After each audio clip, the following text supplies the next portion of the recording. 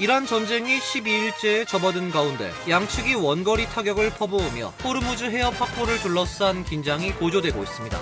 국방부는 10일간 공격 과정에서 미군 140명이 다쳤으며 사망자는 7명이라고 밝혔습니다. 대표적인 공화당 강세 지역인 조지아주 연방 하원 보궐선거에서 민주당 후보가 득표율 1위를 기록하며 결선 투표에 진출했습니다. 트럼프 대통령에게 정치적 부담이 될 수 있다는 분석도 제기되고 있습니다.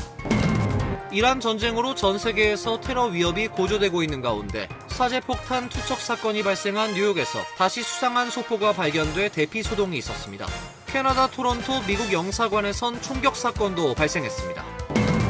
뉴욕시가 2030년까지 시간당 최저임금을 $30까지 올리는 방안을 추진합니다. 100만 노동자들은 환영하고 있지만 비용 부담으로 고용이 줄 것이란 전망도 나오고 있습니다. 시카고 공항으로 입국하던 미국 시민권자가 이렇다 할 이유 없이 40시간 넘게 억류됐다가 풀려났습니다. 가족과 지인들은 명확한 이유도 절차도 없는 구금이라며 강하게 반발하고 있습니다. 이상은 오늘의 주요 뉴스입니다. 시청자 여러분 안녕하십니까? KBN 뉴스입니다. 이란 전쟁이 12일째 접어든 가운데 양측이 원거리 타격을 퍼부으며 글로벌 에너지 동맥인 호르무즈 해협 확보를 둘러싼 긴장이 고조되고 있습니다. 국방부는 10일간 공격 과정에서 미군 140명이 다쳤으며 사망자는 7명이라고 밝혔습니다. 미국과 이스라엘은 어제 이란 수도 테헤란을 비롯한 이란 전역에 공습을 가했습니다.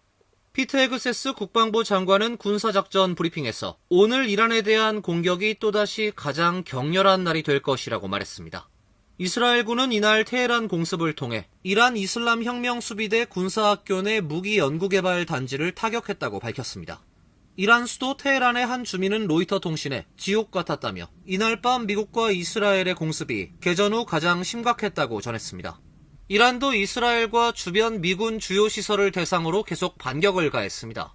바레인 미 해군 제5함대 기지와 이라크 내 미군 기지를 대상으로 새로운 미사일 공격을 감행했습니다. 무력 충돌이 계속되며 양측 피해도 계속 늘고 있습니다. 국방부는 10일간 공격 과정에서 미군 140명이 다쳤으며 이 가운데 중상자는 8명, 사망자는 7명이라고 밝혔습니다. 주 유엔 이란 대사는 어제 뉴욕 유엔 본부에서 약식 회견을 열고 민간인 1,300명이 사망했으며 민간 시설 약 10,000곳이 파괴됐다고 말했습니다. 미국과 이란은 전쟁의 승패가 호르무즈 장악에 달렸다는 판단하에 이곳의 통제권을 확보하는 데 점차 주력하는 모습입니다. 트럼프 대통령은 트루스 소셜에 어떤 이유로든 기뢰가 설치됐고 그것들이 지체 없이 제거되지 않으면 이란에 대한 군사적 결과는 지금까지 본 적이 없는 수준이 될 것이라고 경고했습니다. 앞서 크리스 라이트 에너지부 장관은 해군이 호르무즈 해협을 통과하는 유조선을 성공적으로 호위했다고 SNS에 밝혔다가 사실이 아니라며 해당 글을 삭제하기도 했습니다. 캐롤라인 레빗 백악관 대변인은 아직 해군이 호르무즈 해협에서 유조선을 호위하진 않았다면서도 대통령이 적절한 시기에 필요할 경우 반드시 활용하겠다고 밝힌 옵션이라고 진행 가능성을 열어놨습니다. 대표적인 공화당 강세 지역인 조지아주 연방 하원 보궐선거에서 민주당 후보가 득표율 1위를 기록하며 결선 투표에 진출했습니다. 트럼프 대통령에게 정치적 부담이 될 수 있다는 분석도 제기되고 있습니다. 어제 실시된 조지아주 연방 하원 보궐선거 개표 결과 민주당 션 해리스 후보가 37.3%를 얻어 1위를 기록했습니다. 공화당 클레이 플러 후보는 34.9%를 득표했습니다. 과반 득표자가 나오지 않으면서 두 후보는 다음 달 7일 결선 투표에서 최종 승부를 가리게 됐습니다. 이번 선거는 공화당 소속이던 마조리 테일러 그린 전 의원의 사퇴로 공석이 된 조지아 14구를 채우기 위해 실시했습니다. 그린 전 의원은 외교 경제 문제 및 성범죄자 고 제프리 앱스타인 파일 공개를 둘러싸고 트럼프 대통령을 비판하면서 그와 갈등을 빚다 지난달 의원직을 사퇴했습니다. 조지아 14구는 지난 14년간 공화당 후보가 100% 당선됐을 정도로 보수 진영의 핵심 텃밭입니다.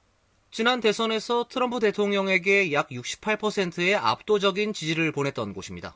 트럼프 대통령은 검사 출신 클레이 플러 후보를 공개 지지했음에도 육군 장성 출신인 민주당 해리스 후보가 1위를 차지해 이례적인 결과란 평가입니다. 다만 이번 선거에서 공화당은 풀러 후보를 비롯해 12명의 후보가 출사표를 던졌고 민주당은 해리스 후보 등 3명이 출마하면서 공화당 후보의 표가 분산됐다는 분석도 있습니다. 다음 달에 열리는 결선 투표에서도 민주당이 선전할지는 미지수입니다. 산술적으로는 2위 풀러와 3위 콜턴 무어 등 공화당 후보들의 표를 합치면 여전히 보수 진영이 압도적 우위에 있습니다. 결선 투표에서 1대1로 진검승부를 맞붙으면 공화당 지지층이 결집할 가능성이 높아 풀러 후보가 당선될 가능성이 높다는 전망입니다. 해리스 후보는 개표 결과가 나온 뒤 오늘 결과는 이 지역 주민들이 변화를 원하고 있다는 신호라며 결선까지 남은 기간 동안 더 많은 유권자를 만나 지지를 확대하겠다고 밝혔습니다. 풀러 후보는 공화당 지지층이 결선에서 반드시 결집할 것이라며 보수 유권자들이 하나로 모인다면 결과는 달라질 것이라고 말했습니다. 이란 전쟁으로 전 세계에서 테러 위협이 고조되고 있는 가운데 사제폭탄 투척 사건이 발생한 뉴욕에서 다시 수상한 소포가 발견돼 대피 소동이 있었습니다. 캐나다 토론토 미국 영사관에선 총격 사건도 발생했습니다. 뉴욕 경찰은 어제 의심스러운 소포가 있다는 신고를 받고 뉴욕시장 관저인 그레이시 맨션 인근 칼 슈르츠 공원으로 출동했다고 밝혔습니다. 전술 장비를 착용한 경찰관들은 공원 시민들을 대피시키고 소포를 개봉한 뒤 오후 2시 40분쯤 위험이 없는 것을 확인했습니다. 공원 풀숲에서 발견된 소포의 겉은 테이프로 감겨 있었으며 속엔 액체가 들어있었습니다. 맘다니 시장은 SNS를 통해 경찰의 발빠른 대응에 감사를 표했습니다. 이번 소동은 지난 7일 그레이시 맨션 인근에서 남성 2명이 맘다니 시장에 반대하는 반이슬람 시위대를 향해 사제 폭발물을 투척한 지 사흘 만에 발생했습니다. 한편 캐나다 토론토 도심에 있는 미국 영사관에 총격 사건이 발생했습니다. 토론토 경찰은 국가안보 사건으로 규정하며 수사에 착수했습니다. 토론토 경찰은 목격자 진술을 인용해 이날 오전 4시 30분께 혼다 자동차를 탄 2 남성이 토론토 시내 미국 영사관 건물에 접근했다며 용의자들은 차에서 내려 영사관을 향해 여러 발의 총격을 가한 뒤 달아났다고 밝혔습니다. 경찰은 부상자는 없다고 말했습니다. 최근 유럽에서도 미국 외교시설과 유대교 회당을 공격하는 사건이 잇따르고 있습니다. 전날 주 노르웨이 미국 대사관 앞에서 폭발이 발생했으며 오전엔 벨기에의 한 유대교 회당이 폭발로 파손되는 사건이 일어났습니다. 뉴욕시가 2030년까지 시간당 최저임금을 $30까지 올리는 방안을 추진합니다. 100만 노동자들은 환영하고 있지만 비용 부담으로 고용이 줄 것이란 전망도 나오고 있습니다. 샌디너스 뉴욕시 의원은 어제 뉴욕시가 최저임금을 자체적으로 설정하고 2030년까지 시간당 최저임금을 $30로 올리는 내용을 담은 조례안을 발의했습니다. 뉴욕시의 생활임금이 독신 성인 기준 시간당 $36 99센트 정도로 높은 만큼 뉴욕주와 별개로 시 정부가 최저임금을 설정할 수 있어야 한다는 논리입니다. 제한된 최저임금 인상은 점진적으로 이루어지게 됩니다. 직원 수 500명 이상 사업주는 2027년까지 시간당 최저임금을 $20, 2030년까지 시간당 $30로 인상해야 합니다. 직원 수 500명 미만인 사업장은 2028년까지 시간당 $21 50센트, 2032년까지 시간당 $30의 최저임금을 지급해야 합니다. 이번 조례안은 조란 맘다니 뉴욕시장의 선거 공약과도 맞닿아 있습니다. 조례안이 통과된다면 뉴욕시 최저임금은 전국 최고 수준이 될 전망입니다. 최저임금으로 생활하고 있는 100만 명 이상의 뉴욕시 노동자들은 환영하고 있지만 재계에선 오히려 도시 전역의 사업체에 피해를 줄 것이라며 반발하고 있습니다. 비용 부담 때문에 오히려 고용이 줄 것이란 전망도 나오고 있습니다. 시카고 공항으로 입국하던 미국 시민권자가 이렇다 할 이유 없이 40시간 넘게 억류됐다가 풀려난 사실이 알려지면서 논란이 커지고 있습니다. 가족과 지인들은 명확한 이유도 절차도 없는 구금이라며 강하게 반발하고 있습니다. 시카고에서 나고 자란 28세 미국 시민권자 순다스 나크비는 지난주 튀르키예에서 귀국하던 중 오헤어 국제공항에서 연방 요원들에 의해 제지당했습니다. 가족들에 따르면 당국은 이상한 여행 기록 외 구체적인 설명 없이 나크비를 붙잡아 두었고 그녀는 공항 내에서 약 30시간을 보낸 뒤 브로드뷰 이민세관 단속국 시설로 옮겨졌습니다. 가족과 친구들은 나크비의 휴대전화 위치 정보가 브로드뷰 시설을 가리키고 있었음에도 연방 요원들과 지역 경찰은 그곳에 없다며 구금을 부인했다고 주장했습니다. 이후 나크비의 휴대전화 위치 신호가 위스콘신주 도지 카운티의 또 다른 시설로 옮겨졌고, 이 과정에서도 가족들은 반복적으로 그런 사람은 없다는 답변을 들은 것으로 알려지고 있습니다. 나크비는 지난 7일 오전 위스콘신주의 시설에서 풀려나 인근 주유소까지 걸어나왔고, 주변의 도움으로 호텔에 도착해 가족과 만났습니다. 쿡카운티 커미셔너는 미국 시민이 아무런 혐의 없이 30시간 넘게 억류된 것이라며, 이런 일이 가능하다면 누구에게나 일어날 수 있다고 주장했습니다. 지난 8일 나크비 가족과 지역 활동가들은 브로드뷰 IC 시설 앞에 모여 항의 집회를 열고 진상 규명을 요구했습니다. 나크비의 가족은 그녀가 업무 출장으로 해외를 다녀오던 중 비자 문제로 일정이 바뀌었을 뿐이라며, 함께 이동한 동료들 중에는 다른 시민권자와 영주권자도 포함돼 있었다고 설명했습니다. 연방국토안보부와 세관국경보호국은 이번 사안에 대해 아직 공식 입장을 내놓지 않고 있습니다. 백악관이 공화당 하원 의원들에게 불법 이민 정책 홍보 과정에서 대규모 추방 대신 강력범 추방에 초점을 맞추라고 주문한 것으로 전해졌습니다. 엑시오스에 따르면 제임스 블레어 백악관 부비서실장은 지난 9일 플로리다주 도럴에서 열린 공화당 하원 의원 비공개 회의에서 대규모 추방이란 표현을 앞세우기보다 폭력 범죄 전력이 있는 불체자 추방을 강조하라고 조언했습니다. 트럼프 행정부의 이민 정책이 지나치게 광범위하고 무차별적이란 여론이 확산하는 데 대한 백악관의 우려를 반영한 것으로 풀이됩니다. 이민 단속은 트럼프 대통령과 공화당의 핵심 의제이자 2024년 대선 국면의 대표 공약이었습니다. 그러나 미니애폴리스에서 미국 시민 2명이 숨진 사건과 미국 시민이 구금됐다는 보도가 나오면서 정치적 부담이 커졌다고 엑시오스는 전했습니다. 공화당 하원 의원들은 이번 주 연례 합숙회의에서 11월 중간선거를 앞두고 입법 과제와 다수당 유지 전략을 논의하고 있습니다. 블레어 부비서실장은 이 자리에서 지난해 여름 처리한 대형 입법 성과를 부각할 수 있는 실제 미국인 사례를 직접 찾으라고도 주문한 것으로 알려지고 있습니다. 뉴저지주가 607억 달러 규모의 새 예산안을 공개했습니다.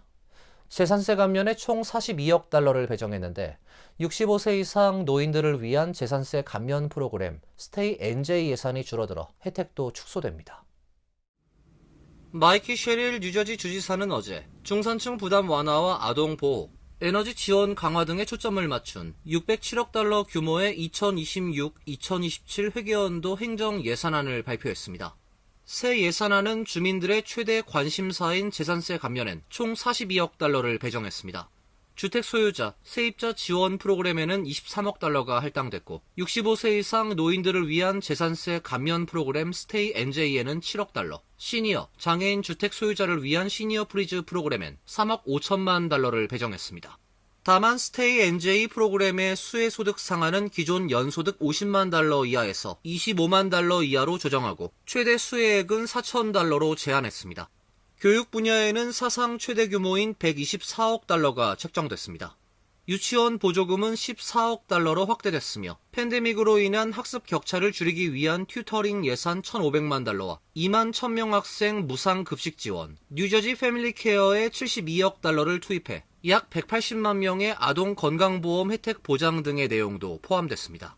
에너지 부문에선 전기요금 동결, 저소득층 지원, 재생에너지 확대와 허가 신속화가 추진될 전망이며 교통 인프라와 관련해선 뉴저지 트랜짓의 전년 대비 26% 증가한 10억 달러 이상이 배정됐습니다. 알츠하이머병과 관련된 초기 뇌 변화를 반영하는 혈액내 타우 단백질을 측정해 치매 위험을 증상이 나타나기 최대 25년 전에 예측할 수 있다는 연구 결과가 나왔습니다.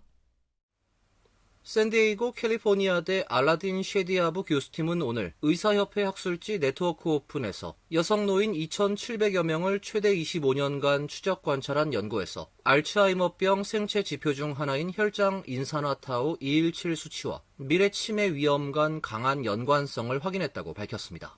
쉐디아부 교수는 이 연구는 증상이 나타나기 수십 년 전에 치매 위험이 높은 여성을 식별할 가능성을 보여준다며 위험 조기 진단이 가능해지면 기억 문제가 일상생활에 영향을 미친 뒤에 대응하는 대신 더 이른 시점에 예방 전략을 적용할 수 있을 것이라고 말했습니다. 혈장 인산화타우 217은 알츠하이머병 병리 탐지 정확도가 높은 것으로 알려져 있습니다. 혈장 검사는 알츠하이머병 진단에 사용되는 내척 수액과 비슷한 정확도를 보인다는 연구가 있으며 일반 지역사회 대상 연구에서도 치매 발생과의 관련성이 보고됐습니다. 연구팀은 그러나 인지 기능이 정상인 사람들로 구성된 지역사회 코호트에서 20년 이상 장기간 추적하면서 인산화타우 217과 경도 인지장애 및 치매 간 연관성을 조사한 연구가 거의 없다며 이를 치매 위험 진단에 활용하기엔 여전히 지식 공백이 남아있다고 지적했습니다. 시아디브 교수는 앞으로 호르몬 치료, 유전 요인, 연령 관련 건강 상태 등이 혈장 인산화타우 217과 어떻게 상호작용해 치매 위험에 영향을 미치는지 연구할 예정이라며 궁극적인 목표는 단순히 예측하는 게 아니라 이를 활용해 치매 발생을 지연시키거나 예방하는 것이라고 말했습니다. 이어서 간추린 소식입니다. 경제 전문지 포브스가 발표하는 세계 억만장자 순위에서 일론 머스크가 올해 2년 연속 1위를 차지했습니다. 포브스에 따르면 머스크의 자산은 테슬라 주가 상승과 스페이스X 상장 기대감에 힘입어 전년보다 5천억 달러 늘어난 8,390억 달러로 평가됐습니다. 이어 2위인 구글 공동 창업자인 레리 페이지 2,570억 달러, 3위는 세르게이 브린 2,370억 달러가 차지했으며 이어서 아마존 창업자 제프 베이조스 2,240억 달러, 메타 CEO 마크 저커버그 2,220억 달러가 뒤를 이었습니다.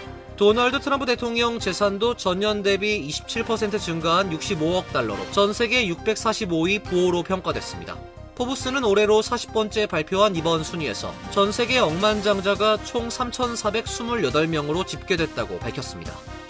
전미 부동산 중개인협회가 어제 발표한 데이터에 따르면 지난 2월 기존 주택 판매는 연율 환산으로 전월보다 1.7% 늘어난 409만 채에 달했습니다. 시장에선 389만 채 판매를 예상했는데 실제로는 이를 20만 채나 웃돌았습니다. 2월 기존 주택 판매 정황에 대해선 주택담보대출 금리가 낮아지고 주택가격 상승 속도가 둔화하면서 주택 구매 수요가 다시 늘어난 영향을 받았다는 평가입니다. 다만 전년 동월과 비교하면 1.4% 줄었습니다. 1월 기존 주택 판매 실적은 402만 채로 애초 공표한 391만 채에서 상향 조정됐습니다. 지역별로 보면 동부 지역에서 판매량이 6.0% 감소했고 반면 서부 지역에서 8.2%, 남부 지역 1.6%, 중서부 지역은 1.1% 늘어났습니다. 뉴저지 주 하원 주택위원회가 세입자 보호와 렌트 시장 안정화를 목표로 한 두 건의 법안을 통과시켰습니다.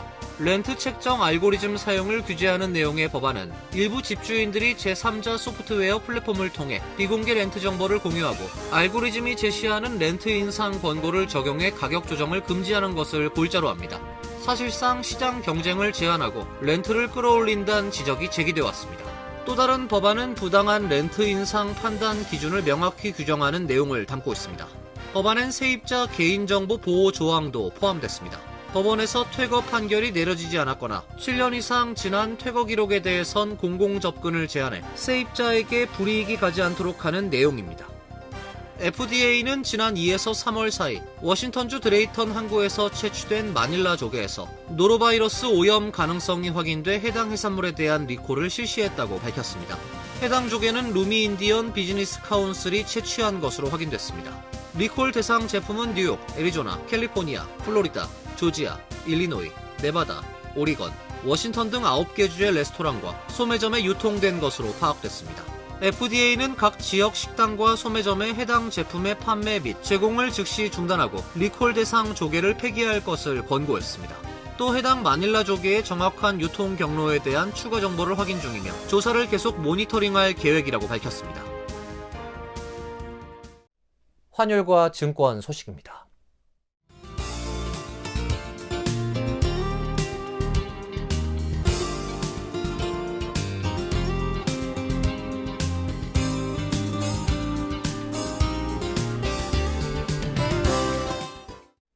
이어서 날씨입니다. 내일은 흐린 가운데 비가 예상됩니다. 낮 최고 기온 59도, 섭씨 15도, 밤 최저 기온 33도, 섭씨 0도로 예상됩니다. 금요일은 하루 종일 흐리겠습니다. 토요일은 대체로 맑은 날씨가 예보되어 있습니다. 이상으로 KBN 뉴스를 마칩니다. KBN과 함께 즐거운 시간 되시길 바랍니다. 동부 최대 한인방송 KBN이 제작하는 KBN 뉴스는 웹사이트 mykbn.com 그리고 유튜브와 페이스북에서 다시 보실 수 있습니다. 좋아요, 구독, 알림 설정은 뉴스 제작에 큰 도움이 됩니다.